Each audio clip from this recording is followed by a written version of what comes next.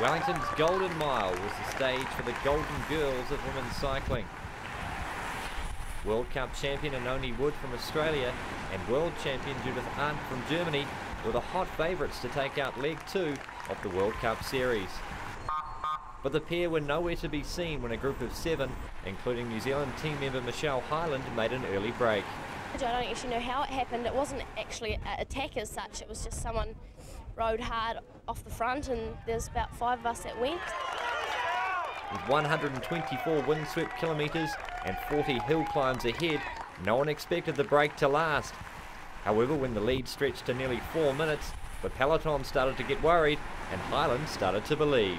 When it got up to about 3 minutes 50, I thought, oh God, you know, I'm in it for the long haul here. But with 3 laps to go, the peloton caught the break and the big names began positioning themselves for the sprint home. But Dutch women Suzanne de Goede and Linda Serap from Denmark had other ideas, taking off over a lap from home and holding the chasing pack at bay. De Goede outlasting Serap to take victory on the steps of Parliament. I just had enough in my legs, lucky, and Linda didn't, so I was lucky to win. While the Kiwis were shut out of the placings, Hyland was stoked with her performance. The converted triathlete has only been cycling competitively for 18 months. Meanwhile, Wood finished 4th and regained the lead in the World Cup standings. But today, the streets of the capital belong to the Flying Dutchwoman, Suzanne de Goede. I'm really delighted. I'm really happy and I still can't believe it. Victory for Holland and for Wellington. The World Cup race set to become a permanent part of the capital's sporting calendar. Kevin Sinnott, 3 News. It's billed as the world's toughest race, and if you doubt it, try it. 14 yachts, 14 crews, a great many of them first-time sailors who've paid upwards of £20,000 to be battered and bruised for this 30,000-mile, 10-month circumnavigation. Wellington marked the halfway stage. This is the 3rd leg to Australia. It's the shortest, 8 days racing across the Tasman Sea to Sydney.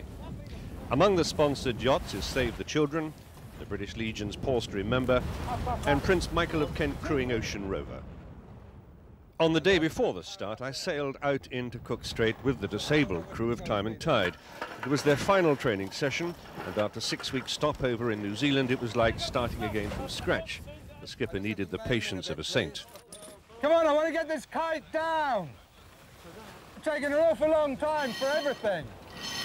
Let's get it sorted. You may need no reminding, but skipper James Hatfield is a veteran of 8 major open-heart operations, and his first mate Chris Ogg suffers a progressive and irreversible wasting disease.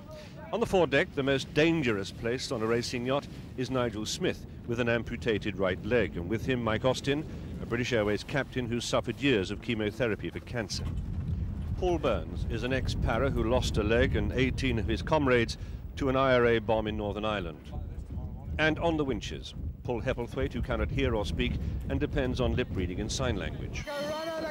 This is a boat full of doers, battling against the elements and an ocean of problems with a unique sense of purpose. Ambassadors for their own disabilities, they want to demonstrate to others like them that with a large dose of courage and commitment, plus a handful of seasickness pills, everything's possible. Their motto is racing the latitudes to change attitudes.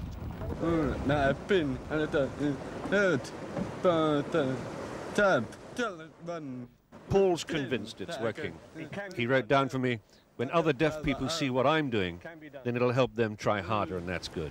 The disability, whatever it is, hasn't got to hold you back, hasn't got to stop you doing things, and that's the message. Yeah. After sailing nearly 17,000 miles, they've now reached such a level of competitiveness that anything short of winning, they reckon, is a disaster. No crew controls the sea. They ripped a spinnaker sail and took a wrong gamble with a wind change. And from being right up with the fleet, they finished in Sydney at the end of it. Save the Children's yacht won this leg, but they all finished within a few hours of each other, which made for some wonderfully chaotic champagne-drenched welcomes.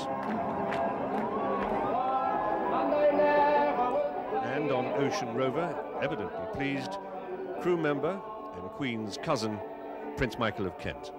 It was quite rough to begin with. Luckily, I don't suffer from seasickness. They asked me if I did at the beginning, and I said I wasn't quite sure. I hadn't tried it yet. But no, it was really very special. Would you do it again, sir? Can I have a bath and change? I'll tell you in the morning. As the other crews applauded the men, and to what has become their theme tune, Simply the Best, Time and Tide's crew demonstrated once again that there's more than one way of winning. It's been a very hard trip, but we know we've pushed the boat as hard as we can, and the crew have worked brilliantly well, but it still hurts to come in last. I'm told the next leg is going to be tough. Yeah, I'm told that as well. It's a shame that. But you like it tough? Yeah, it's, well, I think endurance is probably more what it's about more than sailing. So, you know, that's what it's there for. It's the toughest yacht race, and you've got to have it tough. No regrets yet, Leslie, are there? No, not at all. I'll go on round the world. I'll get there. Get back to Southampton in July. They will probably meet very few of the people whose lives they are changing because of what they're doing in this race, but changing them they are. It's something of a privilege to watch them at it. And there's not a crew in any of these yachts who wouldn't say amen to that. Michael Nicholson, News at 10, Sydney.